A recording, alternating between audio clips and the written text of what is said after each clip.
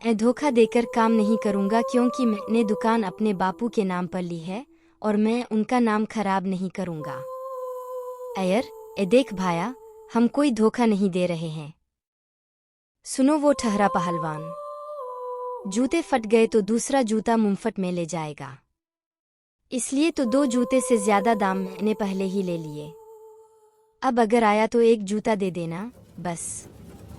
तुम्हारे 2 जूते भी एक साथ निकल गए। कालू, फिर तो ठीक है। वैसे आइडिया तो सही है लेकिन तरीका गलत है। झबरू, ए दादा, आप बहुत ही भोले हो। इसी जूते को मॉल में या शोरूम में 20,000 से 22,000 रुपए में बेचेंगे, जिसमें एडवर्टाइजिंग चार्जेस, स्टाफ चार्जेस, ऐसी चार्जेस आदि एक कर लेंगे।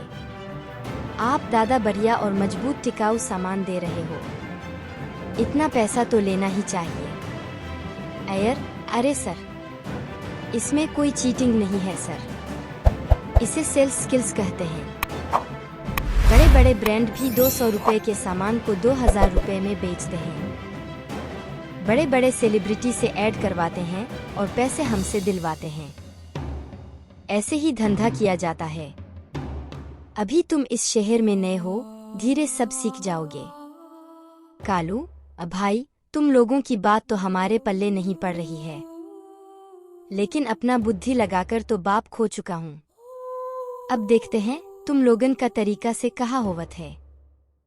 अयर, आओ भैया आओ, दीदी बाबू आओ, अपने बच्चे के लिए सुंदर जूता ले जाओ।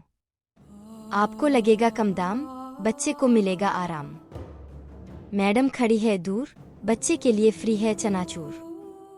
ग्राहक, यजमान, आपके यहाँ वेज जूता मिलेगा क्या? मतलब ऐसा जूता जिसमें चमड़े का इस्तेमाल ना किया गया हो, क्योंकि हम जानवर की खाल से बना जूता नहीं पहनते हैं। कालू, नहीं पंडित जी, हमारे यहाँ वेज जूता नहीं है। अयर, अरे ना पंडित जी, आपके लिए ऑर्डर जाएगा। 1 हफ्ते में शुद्ध फल नारियल के छाल से तैयार किया गया जूता आपको मिल जाएगा। ग्राहक, युग युग जियो यजमान, आपका भला हो। इससे शुद्ध और क्या होगा? नारियल के छाल का जूता हुआ, मन खुश कर दिया। ये लो बेटा 1,000 रुपए एडवांस।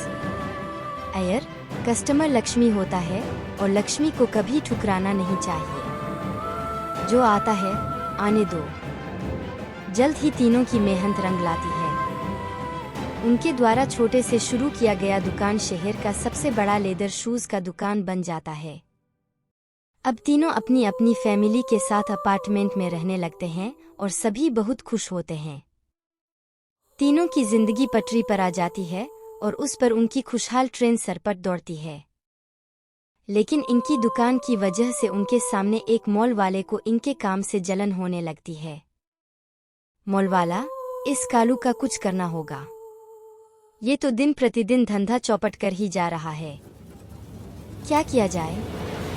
तभी वो सड़क पर जाते हुए एक बेवड़े को बुलाता है। मॉल वाला, अबे सुन, इधर आ। शराबी, अधत तेरे की। अबे किसकी मौत आई है? ये शेर का रास्ता रोक रहा है। कौन है बे? मॉल वाला, अबे क्या सुबह सुबह टाट हुआ पड़ा है? शराबी, अबे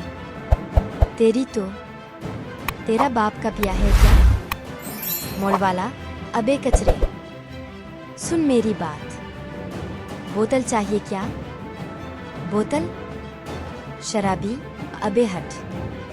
बेवड़ा समझा है क्या?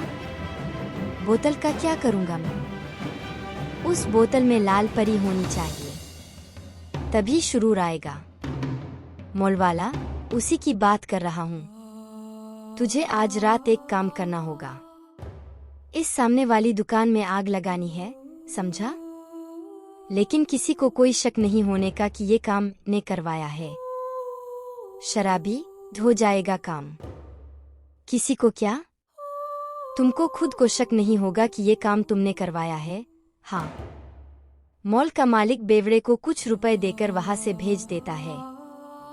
रात में बेवड़ा चुपचाप से कालू की दुकान को छोड़ बगल की दुकान में आग लगा देता है। झबरू, कालू भैया। अयर, चलो दुकान में आग लगी है। कालू, अब क्या होगा? हम लोग फिर से गरीब हो गए। बहुत मेहनत से अमीर हुए थे। शायद भगवान हमको गरीबी में ही देखना चाहता है। अब क्या होगा? हे भगवान। अयर, कालू भैया, तुम्हारी नहीं, हमारी दुकान पर आग लगी है। तुम मेरी मदद करो।